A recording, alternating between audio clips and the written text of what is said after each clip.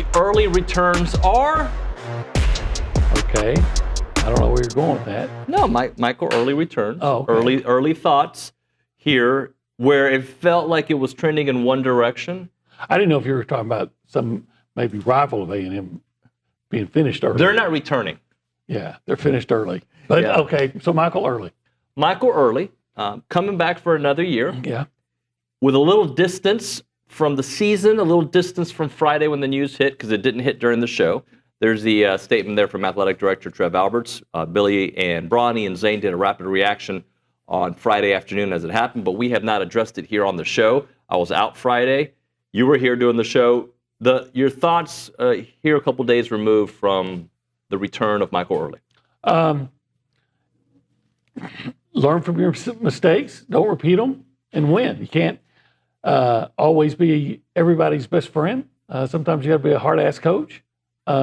Figure out, do some self-evaluation, and win, and make Trev Alberts look like a genius for retaining you. We live in a sports, especially on social media world, where you have to have a definitive take, right? That you can't look at it multiple angles. You have to have one take, and you better stick to that freaking take, bro. That's how it works in sports talk, apparently. Okay. And I think you can look at this multiple ways. If you want to be a negative Nancy, you've got plenty of material to go with. Okay? Yeah. If you want to be a positive, what's a positive person's name? Pete. Positive Pete, you have multiple ways to go. If you want to be somebody who just says, you know what, I like it, here's why, I understand why they would have gone the other direction, that's probably where I'm going to land. Like, I would have understood had they gone in a different direction. I think we all would have understood. Mm-hmm. They didn't go in a different direction for whatever reason. You can point at this reason or that reason. They felt like he's the right guy, player support. Well, we had player support last year. Mm-hmm. There's multiple reasons. This is where you are. And the best thing for Texas A&M is for him to surround himself with maybe a little different staff and a different philosophy and make it his team, not our team. Like, everybody's got to, no. This is how we're going to do things. Yes. I'm not out there covering them. I know people that are close to the program, and I'm not talking about Broniger or guys like that. And what I heard from several people is that some of the players, especially early in the year, were taking things he would say as a suggestion instead of an order. Right. And that's what I mean by learning from your mistakes. They all liked him, which is why they wanted him to come back. Hey, the other guy who lost prematurely was the bad guy, and he was the good guy. Mm-hmm. And now we're coached by the good guy, and we like him. But sometimes you got to have at least a small amount of disdain for your coach for whatever reason. Maybe disdain's too hard a word, but you know what I mean. Respect, right? He shouldn't be just your buddy, right? He can be your buddy. I, as the father of my kids, or my sons, there are times I'm their buddy. There's times we cut up, right? There's times that we're whatever. And there's times it's business time, guys. And this is how we're going to do things, and we're going to do it my way. And that's it, because I'm the leader of the family. Yeah, so, again, learn from whatever mistakes, do self-evaluation, and quite frankly, he's going to be under pressure next season. Quite frankly, I think Trev Alberts is now under pressure. Absolutely. He absolutely is, because and by the way, if it works out and A&M is in the College World Series next year, and I know there's a lot of people who don't believe that's going to happen, okay? Because they got to replace the pitching staff. You got to make sure Caden Sorrell comes back. There's a lot of, or you've got to go in the portal and get the right guys for you. I understand why people would not believe it. But you better hope it happens. And if it does happen, and if Bucky has a great year, then Trev can be like, I got you Playfly Sports, I got you Bucky McMillan, and I believed in Michael Earley when nobody else did. If it doesn't work out, then it's all on him. Yeah, because then Playfly Sports or whatever it's called, that doesn't matter. Right. Because everybody understands that you got to make money and you got to make a lot, especially the way things are changing. But the bottom line is, did you win and did you hire the coaches that can win? And if they don't, and by the way, I'm very optimistic about Bucky.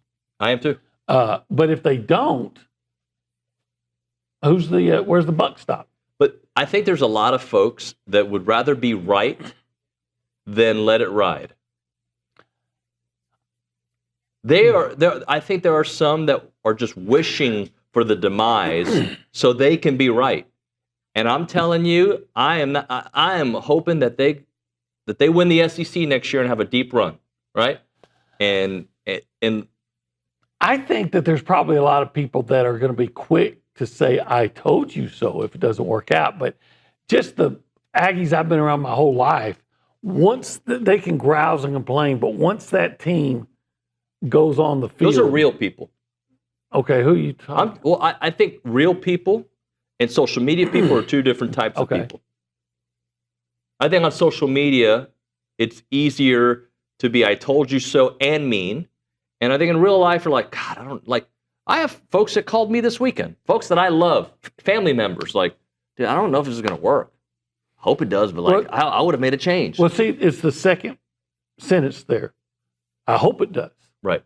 And that's what I think. I think all Aggies hope it works. Now, some are going to be skeptical, and it's understandable that they're going to be skeptical. Mm-hmm.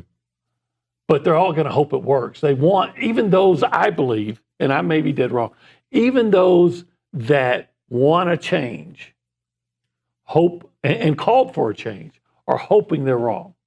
Yeah. Because ultimately, what we all want is for Texas A&M to win championships.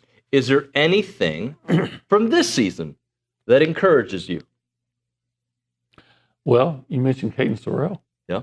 You have him. But from what you saw from Coach Earley? I would have said the way they closed, when it looked like it was over, and he kept the team together, and they came back and won that series at Tennessee, and then went on the road, won the series at Arkansas. Even though they lost at Texas, man, those are great games. And you bounce back from that loss at Texas and won a series against LSU, and I'm all for it, but I just can't get over the stain of Missouri. Okay, and I think all of us feel the Missouri loss. I don't even know what's worse than a stain. Vomit. Okay, the vomit stain of Missouri. Yeah, that's pretty bad. There's other things I could say, but I'm not going to have people change the station. But here's the biggest issue is the bookend. The beginning of SEC play, really the beginning of the season, you go 1-9, and then you lose the Missouri series. Now, if you look at what happened in between, and also I think what happened in Hoover, I was encouraged by Hoover.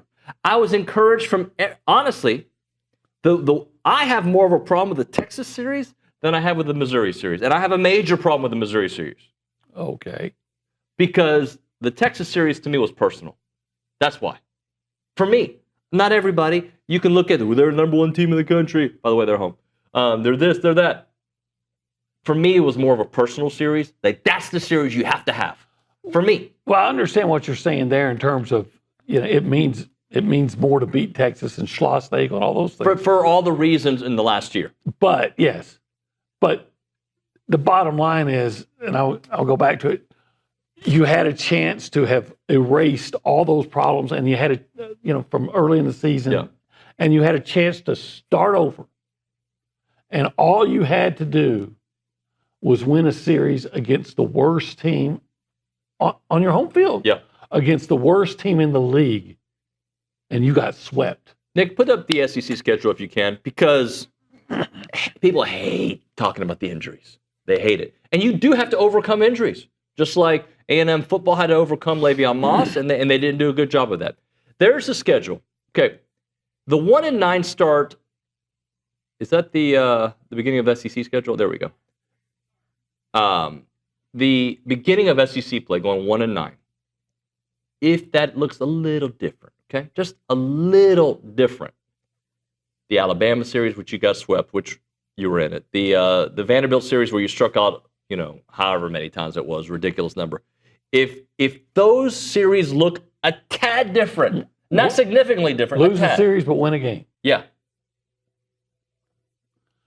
But they didn't. But my point is, all of that is erased, and you're starting over. Mm-hmm. And then you lose the Missouri series. But then you lose Missouri. If you win the series at Missouri against Missouri. And by the way, there's this notion that you have to kick and scream to demand change to really fan correctly, right? Like we allow too much at Texas A&M. I don't think we do. I think a first-year head coach, don't want to say deserves grace, but I can understand grace. Would you have given the Zach Arnett grace at Mississippi if you're Mississippi State? I wouldn't. Okay. Yeah, I wouldn't. All right. So you're comparing the two, Yes. and I understand. I think there was a lot more dysfunction at Mississippi State. I think there was a lot more talent at Texas A&M. 1,000%. But I do think Texas A&M showed you glimpses of who they should be. I don't think Mississippi State showed you that. Absolutely. I think as soon, again, when they won those 2 games at Tennessee, I'm saying even the loss at Texas, if you ask me, did I see anything that would give me hope or optimism moving forward with Michael Earley? I said, yeah, that stretch, if you could have just given me the win against a series against Missouri through all that, I'd be saying, look, this guy his team got off to a horrendous start. He kept it together. He turned it around. They got into the playoff after a 1-9 start. How impressive is that? So again, if not for the vomit stain of Missouri. But the vomit stain is there. But it's there. And it's marked forever, right? Mm-hmm. But here we are. And we could just keep pointing at Missouri next season, and we will bring it up, right? Because we bring up Appalachian State for Jimbo, right? There are certain moments in a coach's history, and I guess the point is, he's the coach. I like the guy. The players like the guy. Now he has to get it done in year 2. Right. He does. And it's on him, and the pressure will now be on him. And Trev. And I think he's got less pressure than he had last year. I don't know. I mean, this guy, I think, walked into a meeting with Trev Albert thinking, I'm about to get fired. He survived that. And look, he's got a lot of pressure on him, but nobody expects A&M to be, well, I don't know about nobody, but I think a lot of people probably don't expect it to work out. Trev Albert is the one with the pressure now. Absolutely. What if Michael Earley doesn't get it done? And I hope he does. And he has a nucleus to build around. But what if he doesn't? What if they have a similar season and we find that Bucky McMillan wasn't quite ready for this? Which, again, after the more I talk to him and the more I see the way he's been able to recruit in the portal, seal the deal. I'm just saying, what if? Yep. Then you ask yourself, well, what has Trev done? Okay, I applauded him for going after Tony Vitello. I applaud him for going after Chris Beard. I love that. But you didn't get him. Yep. Okay, that's understandable. It's hard, but you didn't. And then your second choices didn't work out if they don't. Also, you lost Schloss on your time. I don't think it will. Yeah, but I don't think it's going to matter. Schloss wanted to go over and get freaky in Austin. He couldn't get his groove on as much as he wants to here in College Station. So I think, But it is part of the story. It is. It is. I just think that anybody could have been athletic director and they were going to lose Schlossnagle. That I won't disagree with that. But it's still part of the story. It is part of the story. And look, Gavin Grohovic coming back, I think that's going to be a major deal. But you cannot rely on stars that love Coach Earley to be the reason that you believe this team's going to win, right? It's going to take more. And if he makes the necessary changes in his style, and maybe those around him, we'll see a difference. Well, so I understand they're already making one change in the coaching staff. And quite frankly, I was underwhelmed with the offense. And I spoke about it more than anybody wants to hear it, the just alarming volume of strikeouts. Yep. And I will be interested to see if they change their hitting coach.